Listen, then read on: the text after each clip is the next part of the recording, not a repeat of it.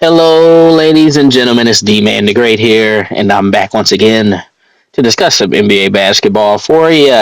And today I come in oddly somber. 2K, look at 2K glitching with two Tobias Harris's. But I'm here to talk about the NBA playoffs because I haven't dropped a video about it for you guys yet.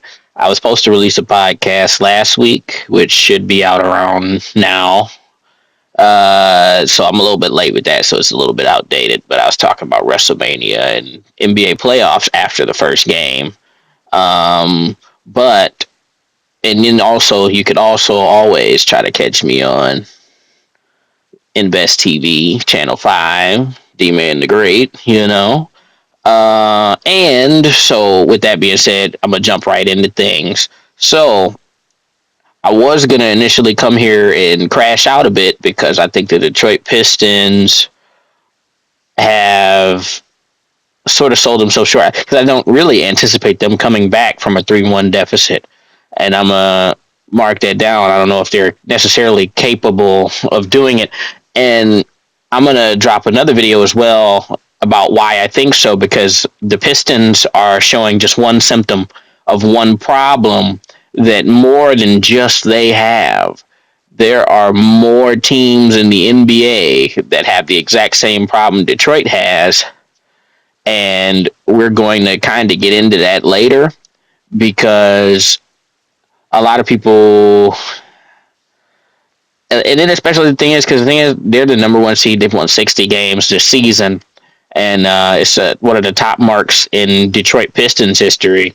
And for them to go on a 3-1, go down 3-1 to the 8th seed in Orlando, who has been very putrid all year. I shouldn't say putrid all year because they did, and they were indeed the 7 or 8 seed. And they got smoked out by Philadelphia in the play-in game, which is a game for your life. But then they destroyed the Hornets, who are a promising roster. So it's the Orlando Magic have always been pesky. This iteration of them, they've been pesky before. They had Paolo as well. They're always just a nuisance.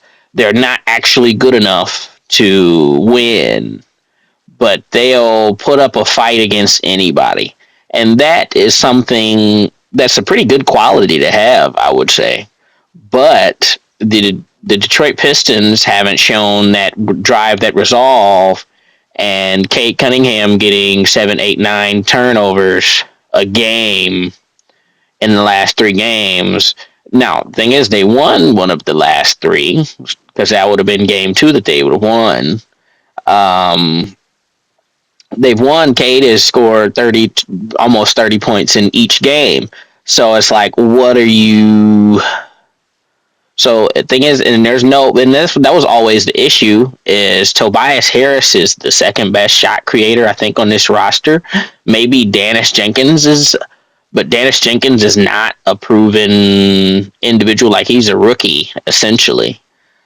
So Kate Cunningham is the best passer on the roster, so he's the point guard and the best scorer on the team. And nobody else can create their own shot on the roster very much outside of like Tobias Harris, like I said, and Dennis Jenkins. And Karis LeVert is not nearly or any universe as consistent as you would need for him to be an option to score. They need. I would say breaking news: Brad Stevens was just executive of the year, but that's not really important to this video.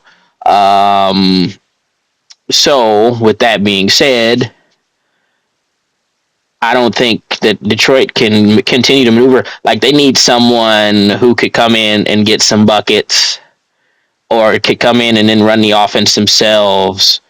Especially because they have the defenders, but they need somebody that can go get a bucket. And the thing is, I'm going to kind of talk about what I'm going to make a video about as well, because I've kind of lost my sight on these type of things, because this is what this channel was created for, to talk about, right? And with this type of thing, the NBA as it's placed in right now, right? We talk about. I think actually, I'm gonna use Legend of Winning as an example, as he's made several videos now. Even B Souls is. I think B Souls might have made one too, but they've been talking. There have been people saying a few different things, like we have some of the worst superstars to be the best in the world at the very current moment. And unfortunately, by in this particular instance, the game has been figured out, right? So the reason why Michael Jordan was amazing is because he was amazing in general, right?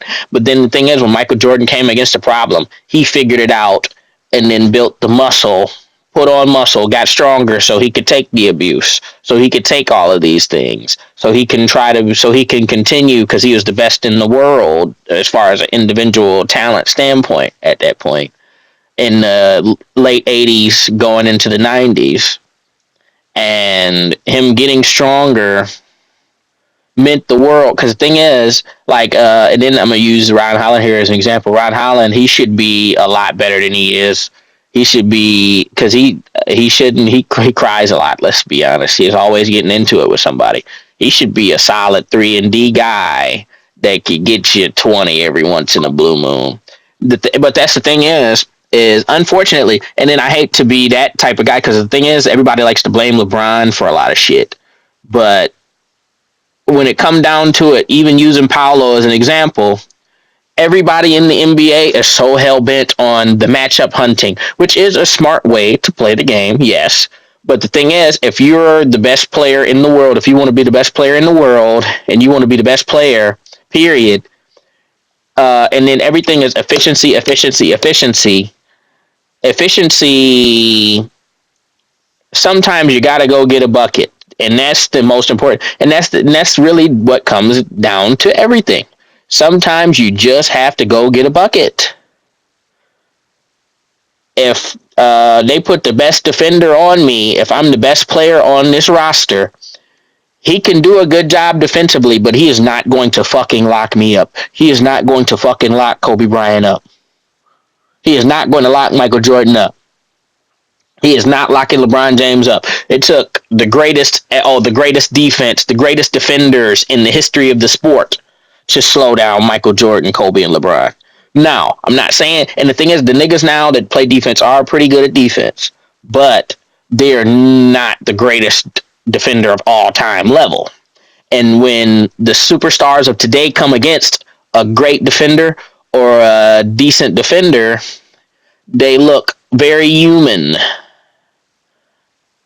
and that's not good.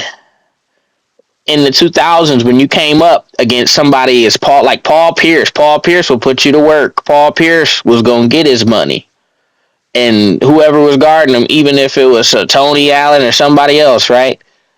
He was still gonna get his, and that's the problem in the NBA today. Until the Pistons need somebody that could go get some money. If you put Cade on the floor, he should have somebody who could come get some money. It can't be all Cade. There has to be somebody that could create a shot. It's ridiculous.